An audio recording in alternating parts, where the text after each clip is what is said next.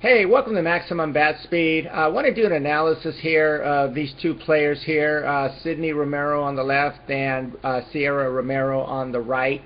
I just want to show you the differences in their mechanics. I get questions once in a while about Sydney, and I just wanted to do this quick video here just to give you an example of the different kind of styles they both have. So let's get started here. The first thing I'm going to show you here is this. If you watch Sierra here, you can see how nice and upright she is. And over here with Sydney, you can see that she has kind of a little bit of a curvature going like that. Okay, but I'd like to see more of a tall, upright kind of a setup like this. And the reason why is as you get into your heel plant, it'll give you a much better opportunity to get a better rotation. And this right here could be a style, and she could straighten up as she goes further, but it's always better to start off correctly. That way you don't have to make any adjustments as you continue on into the gather, your swing. Another thing that's going on right here is this. You can see here right from the very beginning the setup here with Sydney. She has her knee pretty much almost over her back foot right from the very beginning. And as you watch my videos, you hear me say much about keeping the knees inside of the ankles. And you can see here with Sierra, she does a much better job here. And if I was working with Sydney right here, if I go straight down right here, you can see really there's no gap right there. And what that does by having this kind of a gap right here, it allows you to have instep pressure better within your ankle, also inside your inner thigh. Therefore, as you get into the gather into the back hip socket, it'll be easier to retain that kind of nice kind of pressure right here in order to get a better scap load, a better resistance as you get into, again, your pullback. So let's get started, continue on here. And again, as we go on here with the swing here, you can see here, and one thing I'm going to mention to you right here is this. And this is another thing I forgot to mention. I usually, when I'm working with students, I'm always checking this between the neck and the deltoid. I like to see the hands stay pretty much right there within this parameters right there.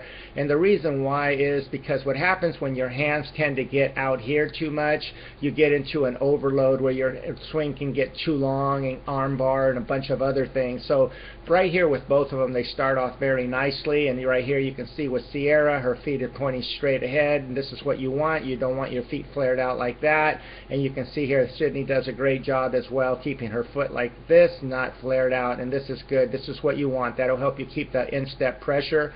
And as they both get into their negative move right here, watch what's going on here. You can see with both of them, they're both pretty much synced up right here, and they're pretty much right now at the apex of the gather.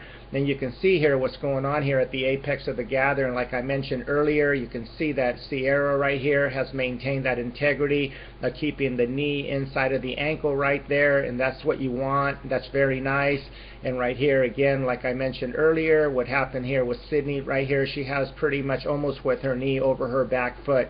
And the reason I try to avoid that when I'm working with students is this, because when you do that, your knee sometimes tends to go further out this way, and when you do that, instead of your body kind of working slightly downhill, the pressure of the instep pressure tends to allow your body to sort of work this way first instead of working directly towards the pitcher, and this is what you want. You don't want your body to be working slightly upward, and when you have your knee pretty much like this, that is what sometimes occurs, and it happens quite often. I see it a lot. So just FYI on that. That's the reason why I try to avoid that kind of a move where the knee gets over the back foot.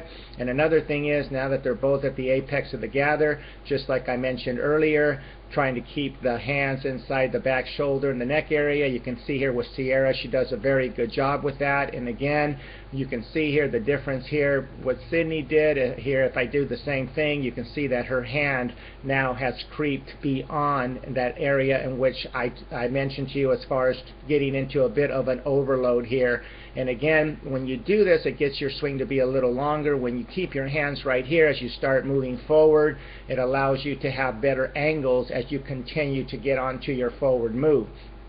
Now, as we go further on with this analysis here, right here, you can see here with both these players, watch what Sierra's doing with her back elbow as she gets into her forward move. Watch how it works up, back and behind her, and what she's doing by applying this move, she's getting a lot of torque, a lot of resistance.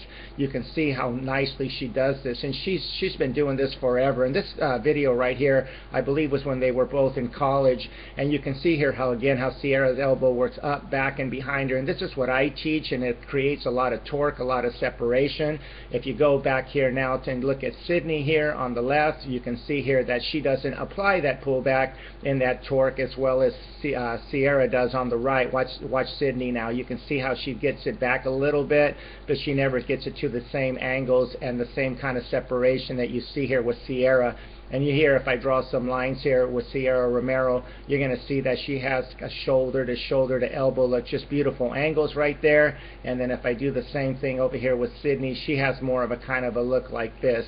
And another thing to look for is this, and this is the reason I advocate and I teach what I teach. So what Sierra Romero does with that back elbow, watch how much separation she has. If I get this arrow, watch where that arrow is pointing over there compared to the arrow that's pointing over here with Sydney. Okay, so you can see obviously that Sierra's shoulders are pointing more to the second baseman, and Sydney's are not quite as separated between the upper and lower body. And the reason why is because that pullback and the resistance, Sierra's doing it better.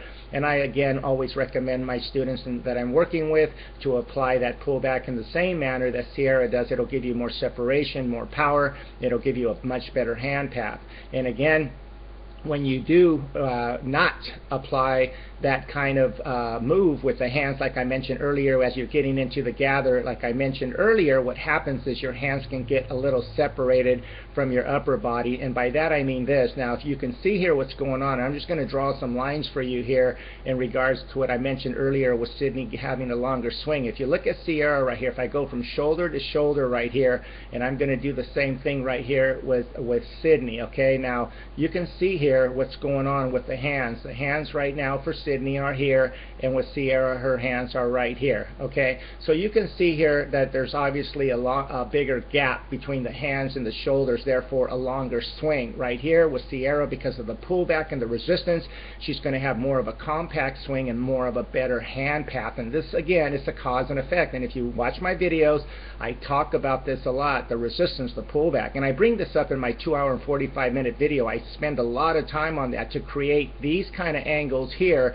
to avoid these kind of angles. Now, can you get away with this? Absolutely, but this will give you a better hand path, more power. It'll give you more bat speed. So that's just an FYI for you players out there.